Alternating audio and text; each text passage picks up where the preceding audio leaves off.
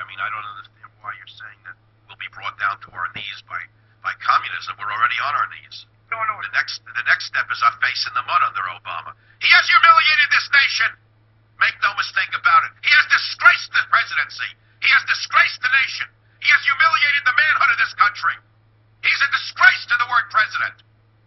You're not saying it's communism. I dream of the day we have a real American in the White House. I dream of the day we have a patriot who loves the country, loves the flag, and loves the military. I dream of the day that somebody restores the pride in this nation. I am disgraced every time I hear this man talk because I know he hates this country at his core. You know, when his wife gave that speech, and she said, for the first time in my life, I'm proud to be an American, that more or less said it all to me. I don't have to elaborate on what I just said to you. He has disgraced the presidency. He has disgraced the nation. He has dragged us through the mud. He has humiliated this nation. Where is the American pride? When are we ever going to be proud again of this country? Every day I turn the news on, I see these dirty, rotten SOBs disgracing America, putting down the Republicans, saying, well, we're no longer doing it alone. You saw what happened when Bush went off on his own, Bush the cowboy. And Obama's not all of a sudden a cowboy firing Tomahawk missiles. Bush went to Congress. Obama went to nobody but his mother-in-law, perhaps. What, someone call him in between his basketball scores and tell him, go ahead, Bubbly, it's okay? Samantha Power says it's okay? Your czars say it's okay?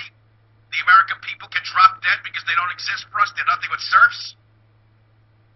Well, there's a lot of anguish out here in this country. There's a lot of anguish that's bordering on rebellion in this country. And if you think what's going on in the Middle East is limited to the Middle East, every day I look at the television, I say, when is it going to happen here? When are the tens of millions of patriotic Americans going to finally say enough? We'd like him to leave the country. How's that? Think that could ever happen here? Will we tell him to get the hell out of the White House, that he's destroyed the country? You think that would ever happen? Nah, it can't happen here. The reason it could happen in Egypt, the reason it could happen in Libya, is because the people have more freedom in Libya and in Egypt than we have here. We live in a police state.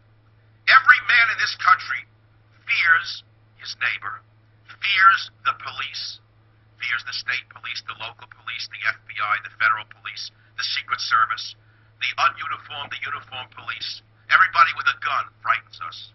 We are living in a lockdown police state in this country. There's no freedom here. We have the illusion of freedom. Go walk through a mall and you'll see the freedom you have. There are 30 stores, all of them selling variations of the same garbage made in China.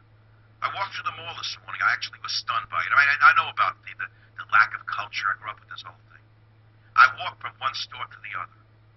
Urban Outfitters, Abercrombie and Fitch. I don't even remember the names. Every store sold the same garbage. Not one store had anything that I could possibly buy. I have no idea who buys the garbage. I don't know even women why they would go in there and buy the garbage. It's all the same junk. All of it's the same garbage made in China. All the same junk, garbage clothing in a mall. So you say, well, okay, what does that have to do with what you're talking about? Well, that's an example of your freedom.